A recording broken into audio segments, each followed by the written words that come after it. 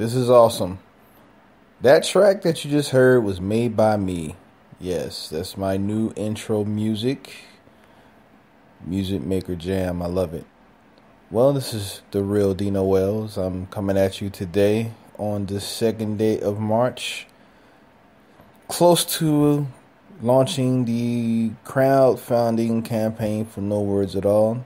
And speaking of that, I'm working on that diligently today, and as well as last night. I was working on it real hard via Blab, trying to get it, the wording and everything just right, make it very attractive for people to come on and just open up their heart to that project. So, but other than that, everything else is great.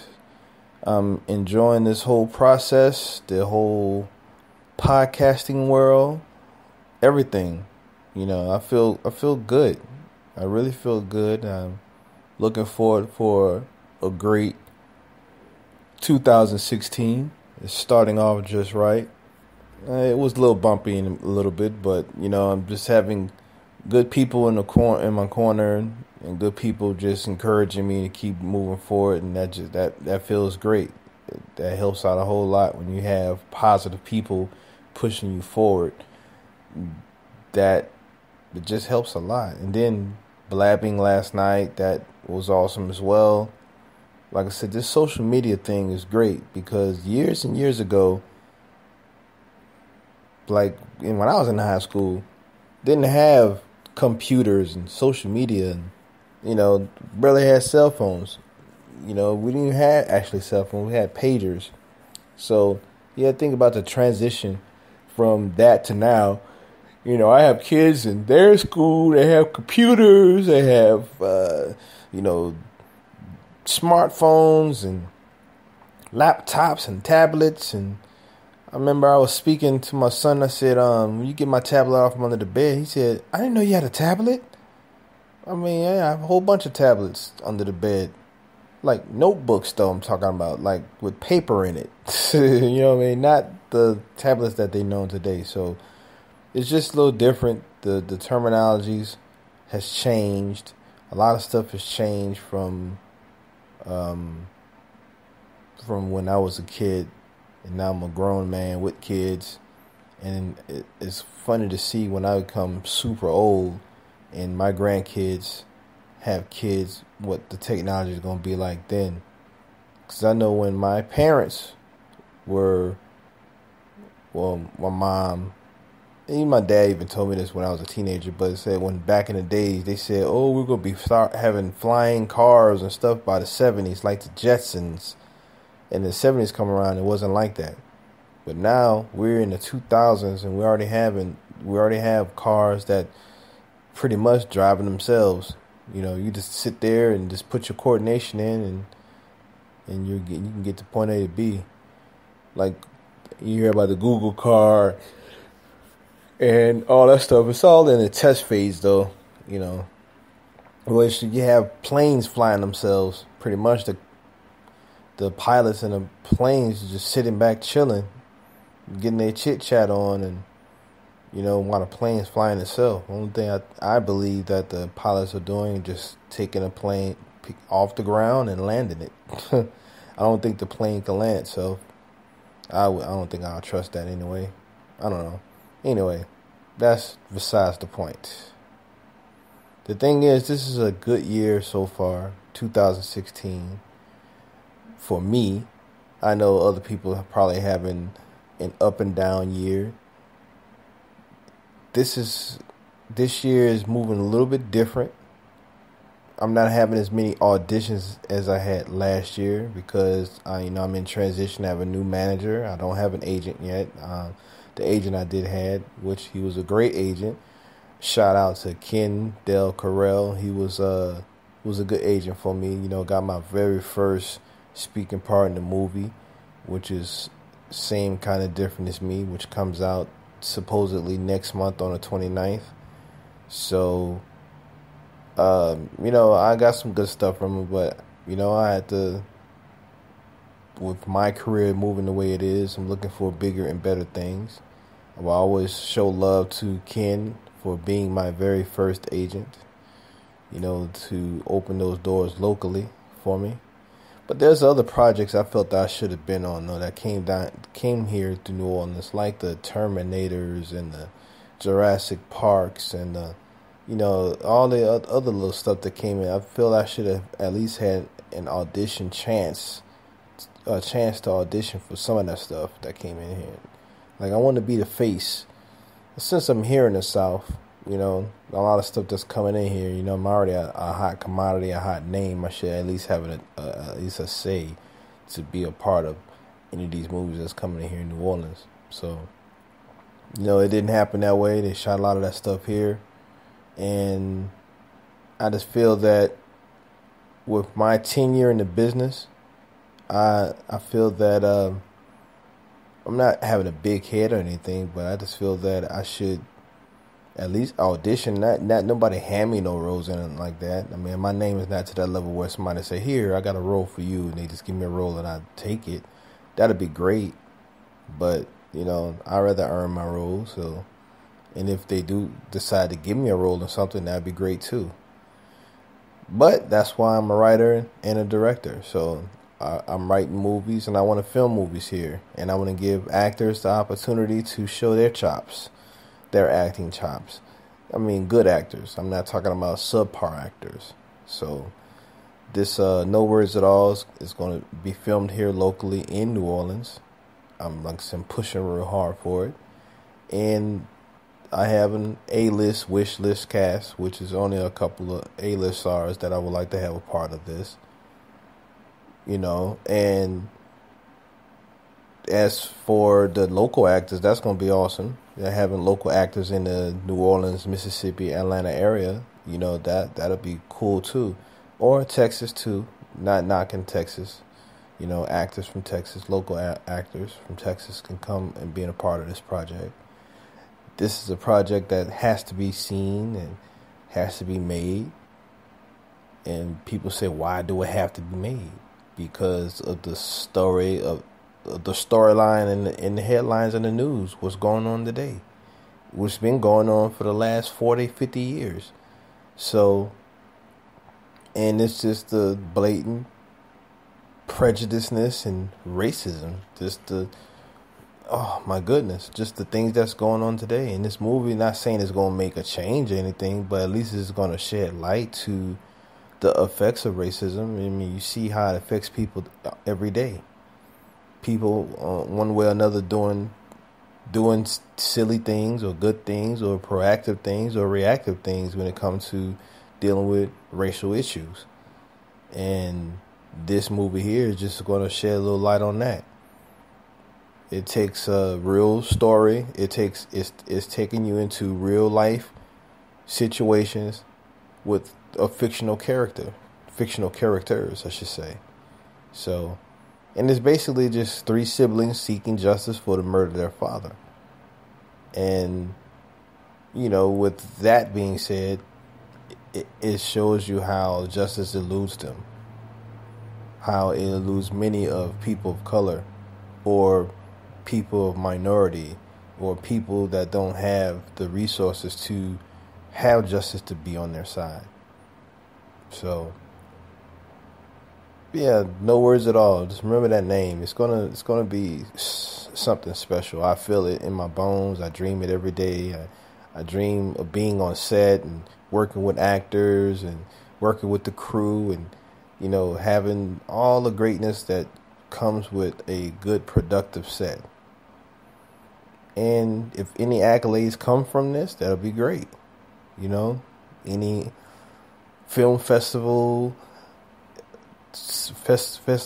or any other bigger accolades will come from it, that'd be cool too. But right now I just want to film a good movie and make sure the message is being delivered through the acting, through the story, through the visuals, just so you can see, my directing skills, because I'm not acting in it, but my directing skills and, me putting a good team together, because this is a vision that I've been having forever. And then after No Words at All, I have tons of other scripts that I want to put under my banner of Ambient Path Entertainment, which is my production company that's starting this month.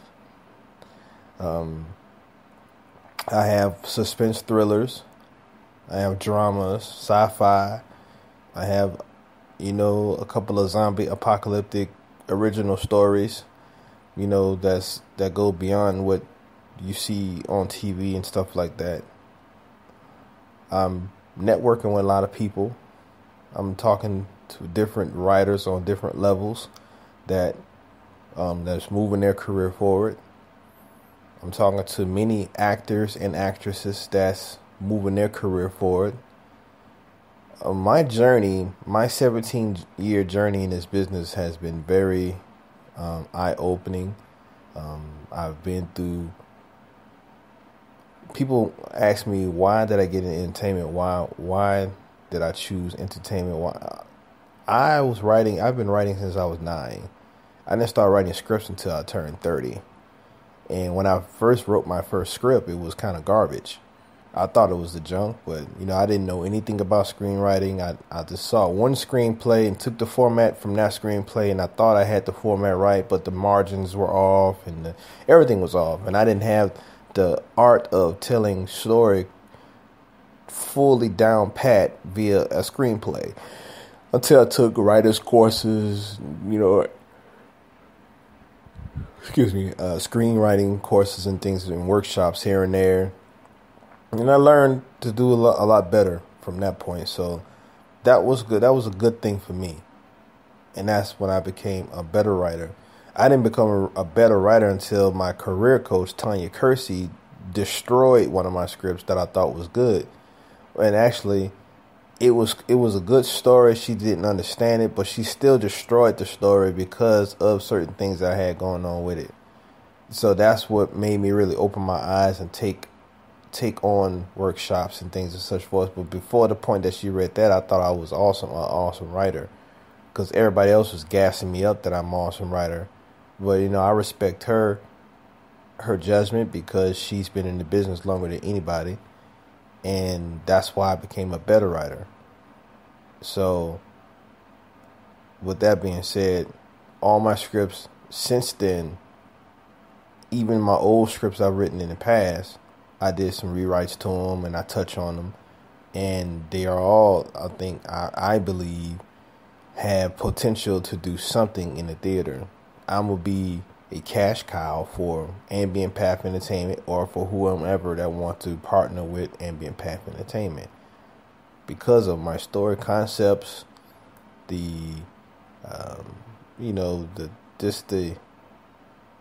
content that I'm delivering. That's variety. It's a variety, like I said, of genres. So, but I like writing suspense thrillers and dramas. That's my forte. I love it. So, other than that, my life is doing pretty good. I'm just enjoying this entire process. I say over and over again, I wake up ready to jump on a podcast and then start my day, and get my day going. And fatherhood, that's always challenging for me, dealing with a 14-year-old boy who think he knows it all. My son, we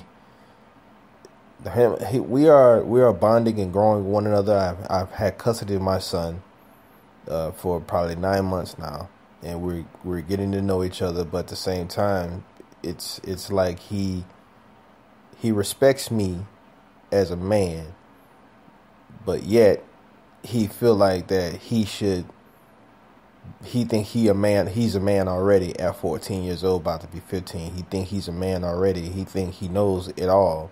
And I remember when I was 14 and 15 years old, I thought I knew it all. But then I had to humble him, put him in his place, and let him know that, look, you're just 14 years old. He feel that all the world, the rules that's in the world is stupid, and his rules would matter. When, okay, cool, but when you become a grown man and you have the power to change rules, then you can change rules to suit you. But if not, you got to go by rules that's in this house, rules that's in the world, and you got to live by the rules that they have in the world, so you can stay out of trouble and just live life to the fullest. So, but yeah, this boy, he's funny. My youngest son, he respects me as well, but he has his little issues that he deal with, and I wish I was more in his life, although he lives like 6-7 miles away, but he's always, doing things to get himself in trouble in school and get himself punished. Like, he doesn't do anything detrimental, like anything crazy, but he just like a class clown. And I was a class clown, so I see where they get it from. He's a class clown, and he's very athletic, though. He's very athletic, but he had to get his smarts and education down first before he talking about playing any sports, because he got to make sure he keep himself on the A and B list when he picking his grades up. So that's cool. My daughter, 19, I'm enjoying the process of talking with her from time to time, and we're building and growing, and now I'm a grandfather now, so I want to be a good grandfather to my granddaughter as well. All that's going to happen. My journey isn't in vain. My oldest son, I have his ashes right here. I look at it every day. I wish he was here with me physically, but I have his ashes, so that it still hurt. When I look over there, sometimes I look over at his ashes and I get chill bumps, goosebumps, because I'm like, man, he's not here anymore, and I really wanted to be a father to him, where I was deprived of all these years. He was 22 when he died last year. So, well, I wish I can have a call line. People can call in and can talk to me and ask questions and all that good stuff. I wish I had that. Maybe I could step my game up and I can start doing that. I don't know how to do all that, but at the same time, I would like to thank a special shout out to Trish Jackson and the Jackson family, the Boris family, Brad Boris, Jason Busey. I had to give a big shout out to him, because if it wasn't for Jason Busey, I don't think I would never met Brad, and When the Bell Rings would never been done, and I probably would not be here today, because of the situations I was in back at that time. So, but other than that, man, I just want to say thank you all. Thank you to all my Facebook friends, all my social media friends and family. Shout out to my cousin, Mastermind. Shout out to just all my family, all my real family that support me, and all my friends and associates that support me. Shout out to my friend Trish over there in Australia. Shout out to Rebellious Boxing. That team, Rebellion Boxing, that's gonna be a big thing here in the United States as well, because that's gonna be really a big thing. I'm gonna tell you more about that on another podcast. So I gotta start my day. I'm gonna put this podcast out there. No words at all. Check out No Words at All. The crowdfunding campaign will launch April 1st, 2016, and I'm gonna make sure that it's gonna be a nice campaign to raise $250,000. That's a challenge in itself, $250,000. So, and that's roughly, we're gonna have to make $4,100 a day to reach that goal. So, and that's where y'all come into play to help get that done. So, push it out there and help us make this goal so we can do this movie. All right. Well, I just want to say thank you all again. And hey, I got outro music now. I can do outro music.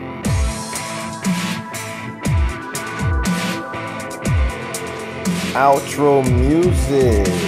Yeah. Thank y'all for coming on. This is what I'm talking about. Tell your friends, check me out. You're going to get better and better. Episode 4, you know what I'm saying? This episode 4 is going to do better and better.